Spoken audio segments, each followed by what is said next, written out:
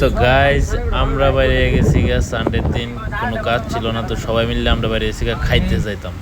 কোনো খাইতে লাগে কোনো খাইতে যাবো, সব কিছু ভাইবা টাইবা সেরে আমরা প্ল্যান করছি যে আমার বন্ধু রণবীরের একটা কাকার দোকান আছে, ওই দোকানে যাবো খাইতে দুপুরের খাবার খাওয়ানোর লিগে। এনে বলে অনেক টেস্টি টেস্টি খাওয়ানো হয়। তা আমি, প্রসেনজিৎ, রাহুল আর রণ আমরা বয়ে আসলাম গাড়ির অপেক্ষায়। রণ গাড়ি লইয়ে আইছে, 2 ঘন্টা বয়ে আসছিলাম আইবো আইবো করে সেটা। তো আইলো গাড়ি না বন্ধুরা সবাই মিলে দাম একজন নাইলে তারা দাম জানে এটা মিমি গাড়ি লই জন্য না।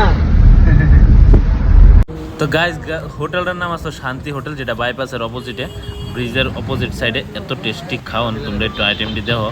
তাছাড়া আমরা খাওয়ার আগেই একটু ধোয়াই করে নিতেছি যাতে পরিষ্কার হবে। তাছাড়া ভর্তা আর একটা সবজি দিছে। তারপর আমি অর্ধেক খাই এসেছি, এরপর মনে হয়েছে যে ভিডিও করার লেগে খাসির মাংস দিয়া খাসি ভাই এত টেস্টি খাসির খাওয়ান, মানে ওইখানে খাসির রান্নাটা, যদিও প্রাইসটা একটু আমার কাছে বেশি লাগছে, তবে খাওয়াটা খুব টেস্টি ছিল। তো তোমার কাছে ছোট ব্লগটা কেমন লাগছে জানাই।